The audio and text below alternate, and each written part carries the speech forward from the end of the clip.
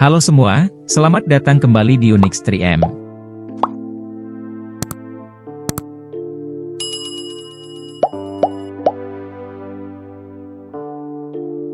Bengaluru merupakan salah satu kota terpadat dan pusat teknologi di India.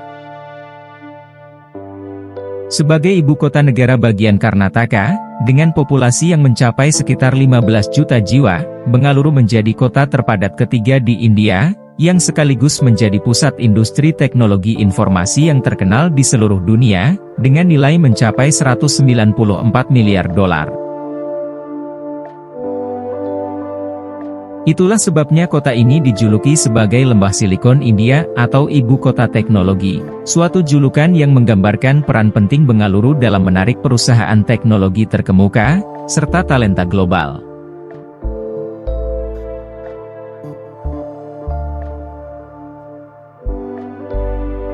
Kendati dikenal sebagai kota yang sangat membanggakan bagi India, Bengaluru menghadapi ancaman ekologis yang cukup serius. Sebagai salah satu kota dengan pertumbuhan tercepat di dunia, kota ini membutuhkan lebih dari 1 miliar liter air setiap harinya, yang mana lebih dari 70% pasokan air itu berasal dari Sungai Kaveri. Sementara sisanya, diperoleh dari ekstraksi air tanah melalui sumur bor serta pengiriman kapal tanker. Namun persoalannya, Sungai Kaveri yang selama ini menjadi sumber utama air bersih dan menyuplai 70% kebutuhan mereka, tengah menjadi pusaran konflik pembagian air antara negara bagian Karnataka dengan Tamil Nadu. Di sisi lain, musim hujan yang melemah telah menguras tingkat air tanah, yang kemudian memaksa penduduk Bengaluru untuk menggali sumur lebih dalam demi mendapatkan air bersih. Kendati demikian, konflik dan hasil sumur bor yang tidak sesuai harapan, membuat penduduk Bengaluru mengalami kekurangan air sebanyak 500 juta liter setiap harinya.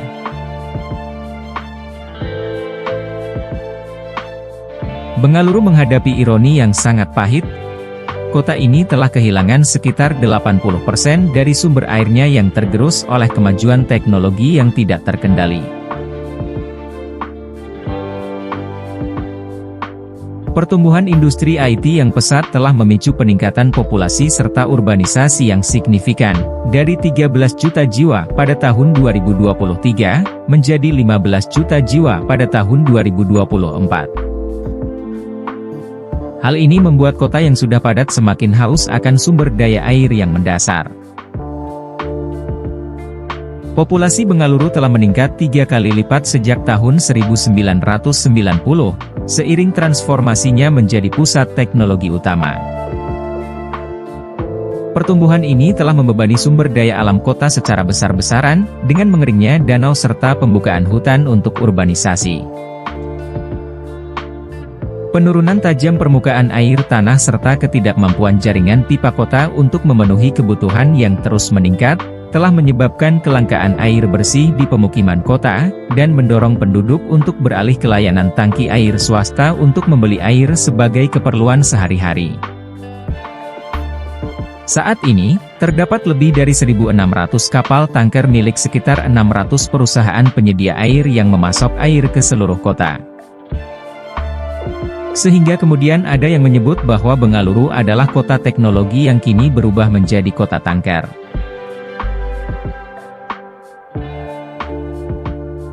Kondisi ini semakin diperparah dengan banyaknya karyawan yang bekerja di kota ini, di mana mereka tinggal di apartemen dan kompleks perumahan di dekat zona kerja, menambah beban pada pasokan air yang sangat terbatas. Akibatnya, para manajer perusahaan dalam upaya untuk mempertahankan roda industri agar terus berputar, harus mengakomodasi permintaan karyawan seperti menyediakan air untuk kebutuhan pribadi. Diperkirakan bahwa sebuah perusahaan teknologi dengan 5.000 karyawan membutuhkan sekitar 100.000 liter air setiap harinya, jumlah ini setara dengan 10 hingga 12 tangki air. yang merupakan jumlah yang mengejutkan ketika dihadapkan pada fakta bahwa kota Bengaluru sendiri mengalami defisit air harian sekitar 500 juta liter dibandingkan dengan permintaan kota yang mencapai 2,6 miliar liter air setiap harinya.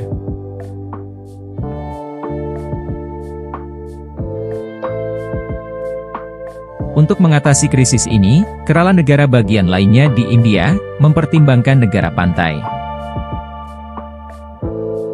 Seorang menteri di bidang industri dan hukum, menawarkan oasis kepada perusahaan-perusahaan IT yang mulai kehausan. Dengan 44 sungai yang mengalir di negara bagian, dia menjanjikan air yang berlimpah serta fasilitas yang akan membangkitkan harapan baru. Kendati demikian, di tengah keputusasaan ini, solusi sementara juga ditawarkan, di mana perusahaan-perusahaan IT telah mempertimbangkan opsi bekerja dari rumah sebagai solusi jangka pendek, dengan tujuan untuk mengurangi beban pada sumber daya kota yang semakin menipis.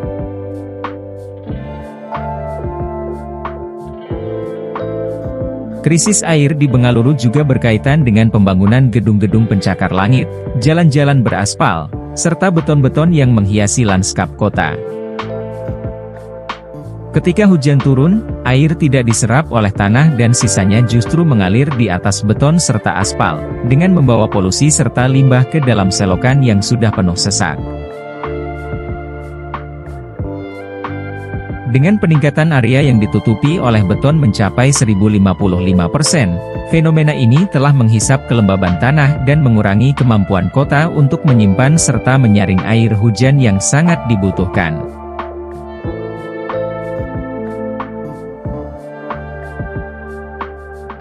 Kota Bengaluru mendapatkan 70% kebutuhan air mereka dari Sungai Kaveri yang mengalir melalui negara bagian Karnataka.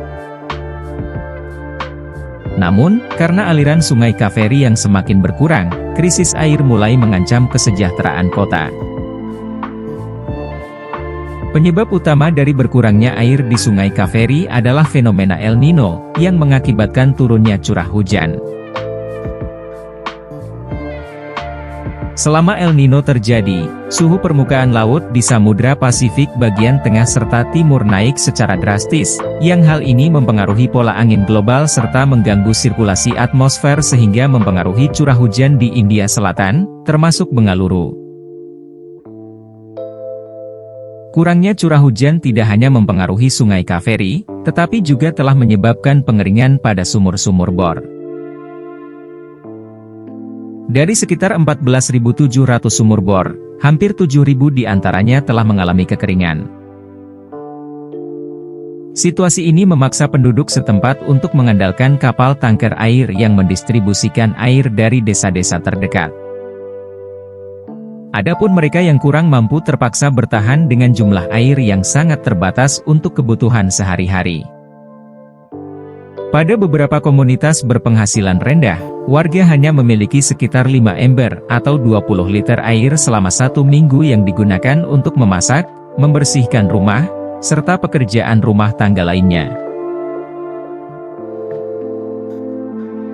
Penyebab lain dari krisis ini adalah eksploitasi air tanah yang berlebihan. Warga setempat menyalahkan perusahaan air swasta yang telah menggali sumur-sumur baru, yang pada gilirannya mempercepat penurunan muka air tanah. Kini, warga miskin dihadapkan pada pilihan sulit untuk membeli air dari perusahaan air tersebut dengan harga yang meningkat secara signifikan. Dalam beberapa bulan terakhir, harga air minum telah meningkat sebanyak 2 kali lipat, sehingga mempersulit akses warga terhadap air bersih. Di tengah krisis ini, isu lingkungan yang sangat jarang menjadi tema kampanye pemilu di India, akhirnya mulai dilirik sebagai tema kampanye menjelang pemilihan umum pada tanggal 26 April yang telah lalu.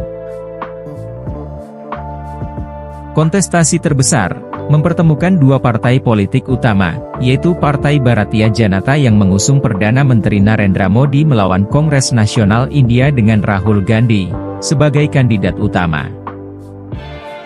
Ketika India mulai mengalami imbas perubahan iklim, isu lingkungan berdampak langsung kepada pemilih serta akses air, ikut menjadi senjata politik. Partai Bharatiya Janata misalnya, menuduh Kongres telah salah mengelola air di Bengaluru. Sebaliknya, Partai Kongres menyalahkan pemerintah pusat, yang menjadi lawan politiknya, dengan tuduhan bahwa mereka menghentikan proyek infrastruktur pengalihan sungai serta distribusi air. Pada tahun 2024, pemerintah India telah mengambil langkah-langkah penting untuk mengatasi krisis air di Bengaluru. Denda telah diberlakukan bagi mereka yang menggunakan air minum untuk aktivitas non-esensial, seperti berkebun serta mencuci kendaraan. Untuk mendukung hal ini, pengawasan ketat terhadap penggunaan air di setiap rumah tangga semakin ditingkatkan, guna memastikan efisiensi serta mengurangi pemborosan air. Setiap tangki, ember, dan pancuran harus digunakan secara bijaksana.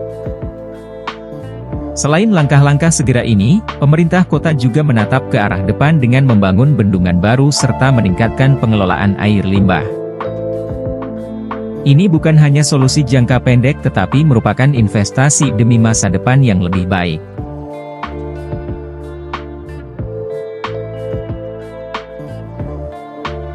Terima kasih telah menonton, jangan lupa like, komen, dan subscribe agar tidak ketinggalan video menarik lainnya dari Unix 3M. Sampai jumpa di video selanjutnya.